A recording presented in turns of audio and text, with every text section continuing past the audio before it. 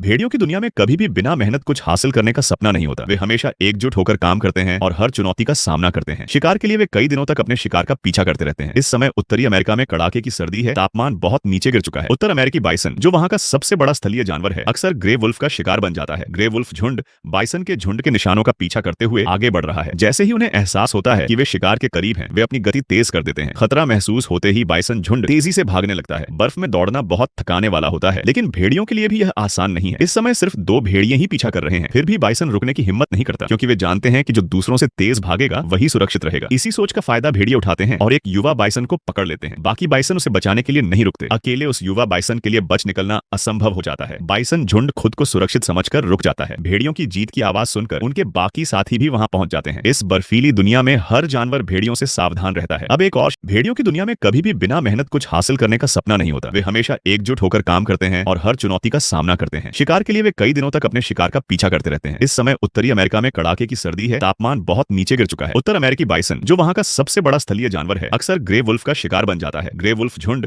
Bison के झुंड के निशानों का पीछा करते हुए आगे बढ़ रहा है। जैसे ही उन्हें एहसास होता है कि वे शिकार के करीब हैं, वे अपनी गति तेज कर देते हैं। खतरा महसूस होते ही बाइसन झुंड तेजी से भागने लगता है। बर्फ में दौड़ना बहुत थकाने वाला होता है, लेकिन भेड़ियों के लिए भी यह आसान नहीं है। इस समय सिर्फ दो भेड़िए ही पीछा कर रहे हैं, फिर भी बाइसन रुकने की हिम्मत नहीं करता, क्योंकि वे जानते हैं कि जो दूसरों से तेज भागेगा वही सुरक्षित रहेगा। इसी सोच का फायदा भेड़िए उठाते हैं और एक युवा बाइसन को पकड़ लेते हैं। बाकी बाइसन उसे बचाने के लिए नहीं रुकते। अकेले उस युवा बाइसन के लिए बच निकलना असंभव हो जाता है। बाइसन झुंड खुद को सुरक्षित समझकर रुक जाता है। भेड़ियों की जीत की आवाज सुनकर उनके बाकी साथी भी वहां पहुंच जाते हैं। इस बर्फीली दुनिया में हर जानवर भेड़ियों से सावधान रहता है। अब एक और